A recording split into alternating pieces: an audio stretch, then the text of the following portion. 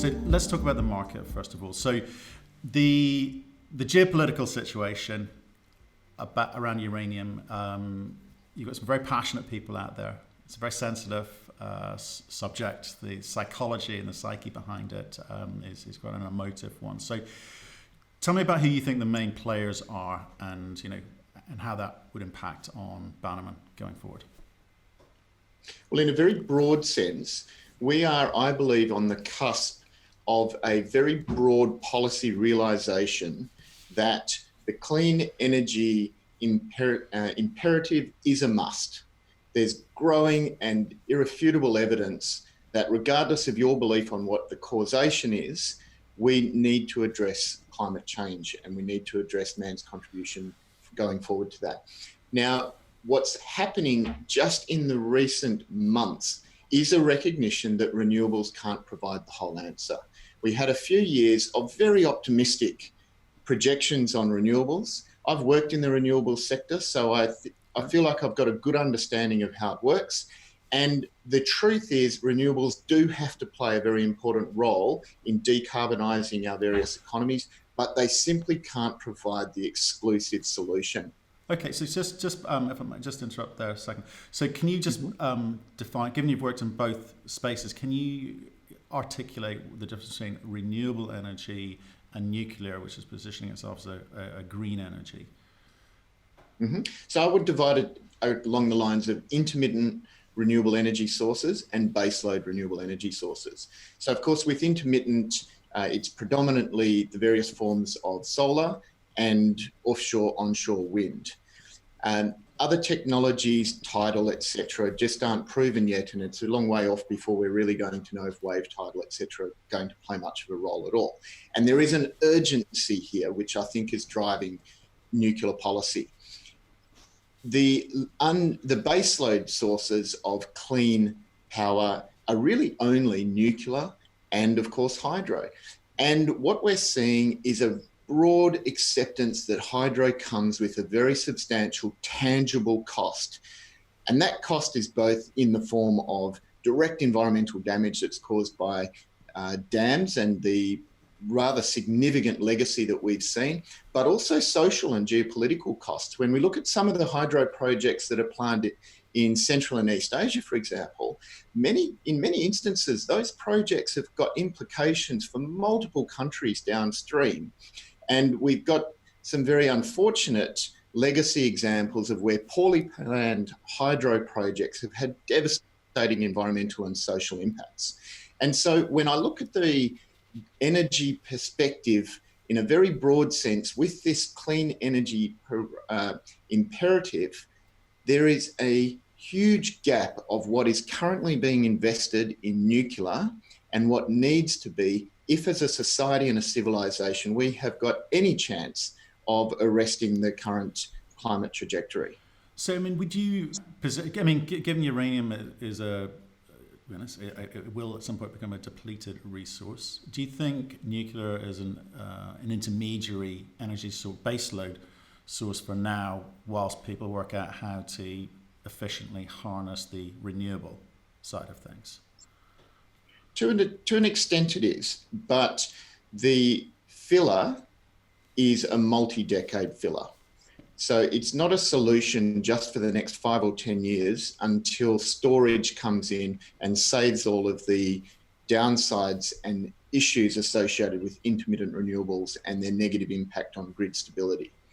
It is a multi-decade solution, and interestingly, it's multi-decade solution for itself. So if we start to project many decades forward, when we do start to see uranium resources around the world come under terminated pressure, there is a resource sitting out there which benefits civilization in two different ways, and that is nuclear waste. The technology does exist to extract further benefit and energy out of nuclear waste. That waste is very safely and securely stored, waiting for that day.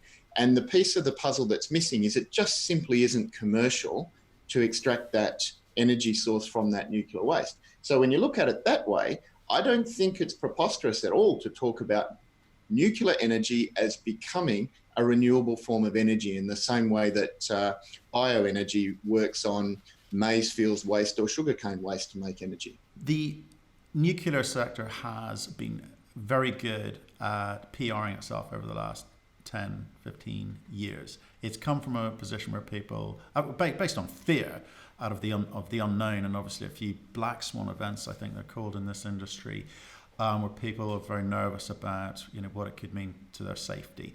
I mean, how has this PR revolutionized the way that nuclear is being positioned? And obviously, how does that affect companies like you? Well, I would say that the industry is not very good at talking about itself at all. Okay. And the areas in which the nuclear industry has made PR progress has come almost exclusively from two forms. The first form is at a very high level, the nuclear industry has, in just the last couple of years, successfully positioned itself at key policy making bodies. So the World Nuclear Association now has a seat at the Clean Energy Ministerial, an incredibly important body that will influence government policies around the globe at a time when those factors that I mentioned before in terms of clean energy imperative and the downsides of intermittent renewables are coming into focus. Now, the second area where we are on a positive trajectory in the nuclear industry is actually caused by some very credible environmentalists. A very good example is Michael Schellenberger. He's an environmentalist who has dedicated his life to environmental causes. He was one of the original anti-nuclear campaigners, certainly a climate change activist. And several years ago, he had a very deep dive based on fact, based on economic reality, and based on an assumption that energy growth would continue despite what people might wish it to be. And he came out of that deep dive with the irrefutable evidence that nuclear power offered the ideal solution over and above renewables. Now, it's people like Michael and other people like James Hansen who have that multi-decade credibility in the environmental space where if I call it the moderates in our society are prepared to really listen carefully to what they've got to say and maintain an open mind and a dialogue. There are, of course, still extremist groups on both sides of politics, but in particular on the environmental side.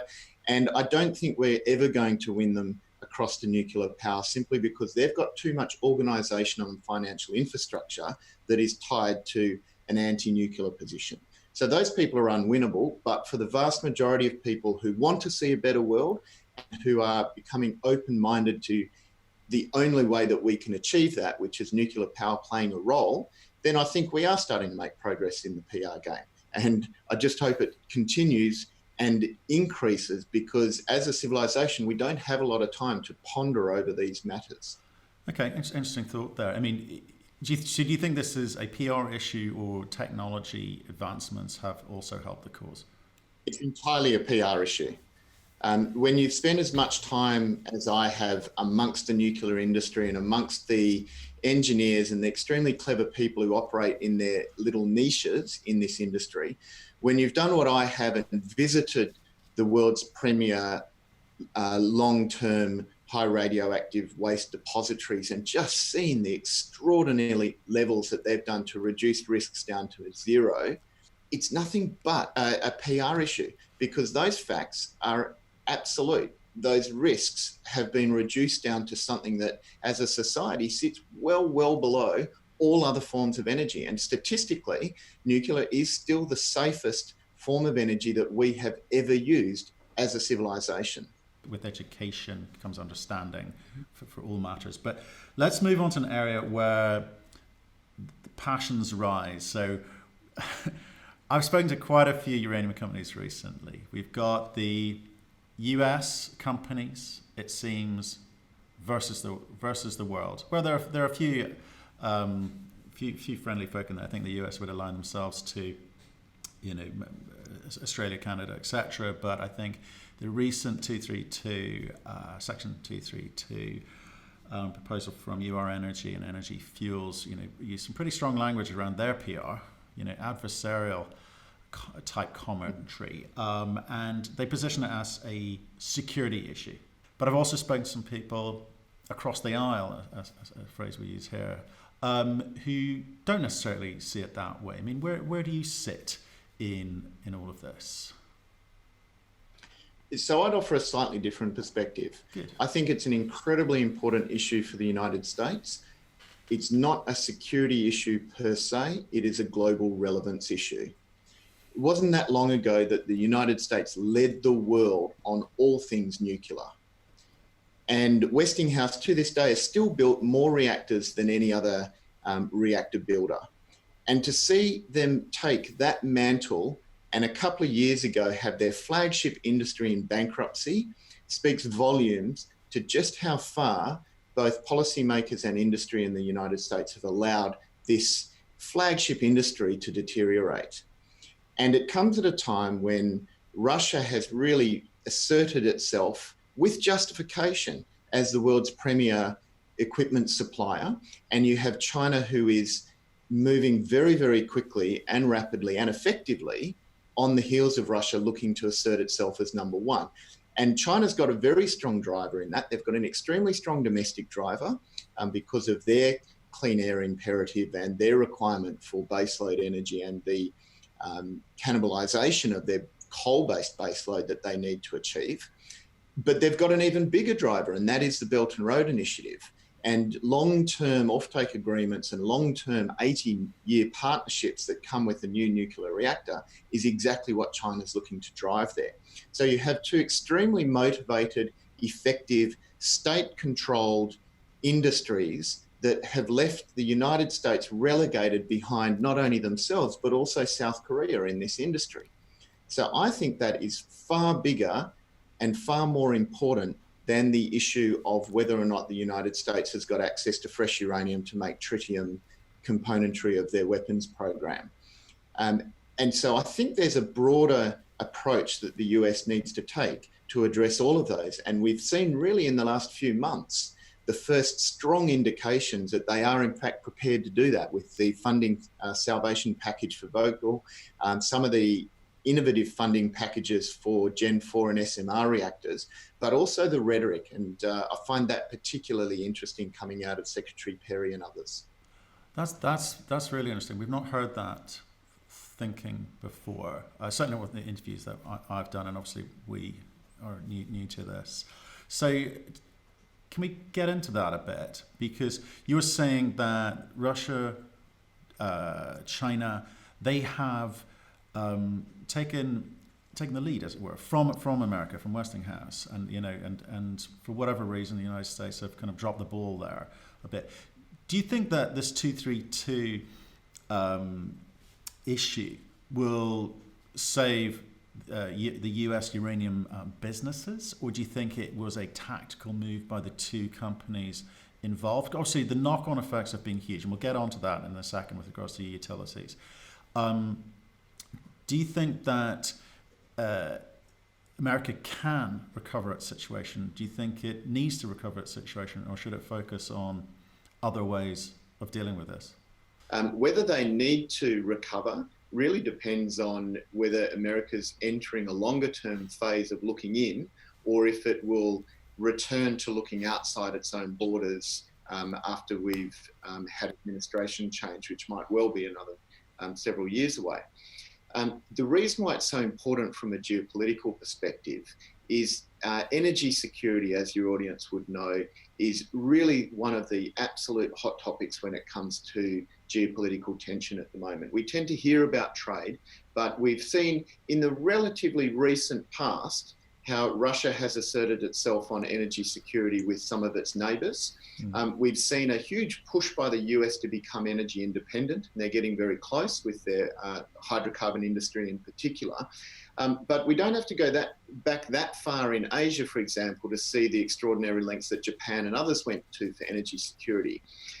What is exceptional with nuclear power is the capacity to buy, stockpile uranium in its various forms and be 100% energy secure within your own borders. So one of the calculations that I've seen is Japan's entire nuclear requirements before Fukushima could be stored in a single warehouse, stored, protected, guarded, however you want to look at energy security. It's not about protecting a fleet of coal-bearing ships that are coming in for countries that are really concerned about this. And it's not about protecting trade access to hydrocarbon producing nations, et cetera, et cetera. So it offers this energy security, but over and above that, it is a large scale industrial complex across many, many different components, across many, many different vendors of equipment. And to be able to spearhead as a sovereign nation an industry that can deliver infrastructure of the scale and complexity and longevity of nuclear power plants, I think if America wants to remain one of the largest economies in the world throughout the 21st century, it absolutely needs to play in this game. And when you start to look at some of the trajectories that I believe nuclear power will experience because of the factors we've talked about, to remain outside of an energy source that's likely to comprise 20% of the growth going forward for a large country like America just doesn't make any sense whatsoever. Okay. And how much role do you think the fact that they've got this huge nuclear fleet as well? I mean, that seems a very important thing for them. They've got these floating nuclear reactors all around the world. Is that a larger part of the consideration? Well, it is with the current administration. So we've seen a lot of focus on technology and IP from the Trump administration, and there's much of that that's driving, of course, the trade tensions between the US and China right now. But where the next generation of nuclear reactors, the so-called small modular reactors, play an important role is, as with the broader industry, America was streets ahead. They had the first regulated or approved or authorized SMR reactor and have done almost nothing with it in the last 5 years. And what we've seen is we've seen Japan, but in particular China and Russia, catch up to that technology because China and Russia, they can make available commercial scale pilots for all of these, whether it's floating reactors or other small modular reactors. The Trump administration has realized that they do have time to catch this issue. And so we've seen a lot of spending come in and also a lot of talk just in the last year about expediting availability and permitting and approvals so that they can get commercial scale SMR and Gen 4 reactors into action. Now, going back to my point about technology and IP, to be at the forefront of such an important new technology is very attractive to a country like the United States.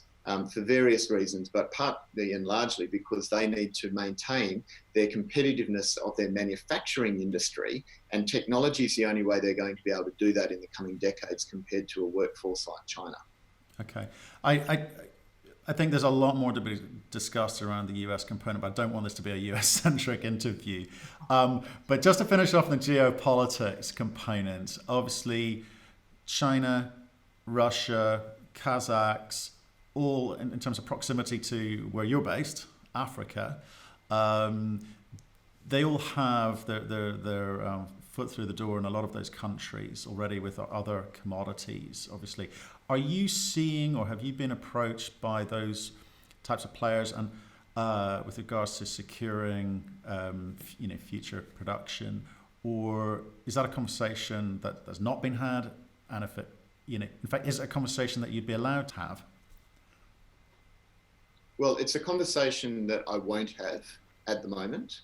It would be foolish to have those types of conversations as we are only just bottoming out of an 8-year bear market. But to answer your question about are we seeing it, absolutely we're seeing it.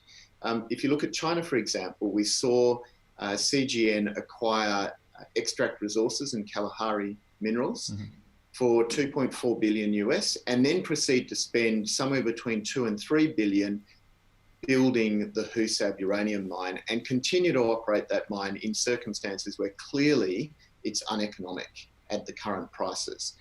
So the fact that they're prepared to continue pushing with that mine and producing rather than acquiring in the spot market says a lot about their long-term ambitions and their long-term requirements to not only acquire production certainty moving forward, but acquire expertise and demonstrate that China is capable of building and running what was one of only 2 multi-billion-dollar resources developments in Africa in the last 10 years. Now, the same can be said for Russia. They acquired during the last boom the Mkuju River project in Tanzania for over $1 billion.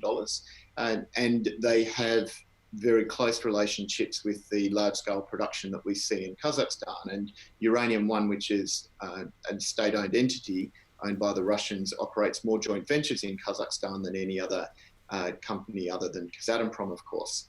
But that extends beyond that. We have India, who has finally started to achieve some genuine traction with their nuclear program after several years of false starts. They have an aggressive program to not only stockpile uranium, but to start securing their own supply certainty. And South Korea has demonstrated in the UAE that they can build on time and efficiently reactors, and they must be eyeing a significant export market to complement their other heavy industries, such as shipping and so forth. So there are multiple players that have a keen interest in securing large-scale certainty of supply. And that's what you have in Africa. The projects are much bigger. They tend to be higher on the cost curve, but they offer a unique form of security of supply because large nations have got greater geopolitical influence with African countries. I'm not saying they misuse that influence. In fact, I'm saying quite the contrary. Most African countries benefit enormously from that investment, but they do have the influence to be able to secure and protect their own investments. But on top of that, the role of interest groups and the role of adversaries to uranium mining and the nuclear sector, they simply don't get any real traction whatsoever in Africa because their development agenda is so strong, and governments in Africa have been through that, whether it's uranium mining, other mining, all sorts of other activist groups, and they've learned to put the interest of their citizens and their prosperity well ahead of whatever television screens might fill up with in Europe or the US.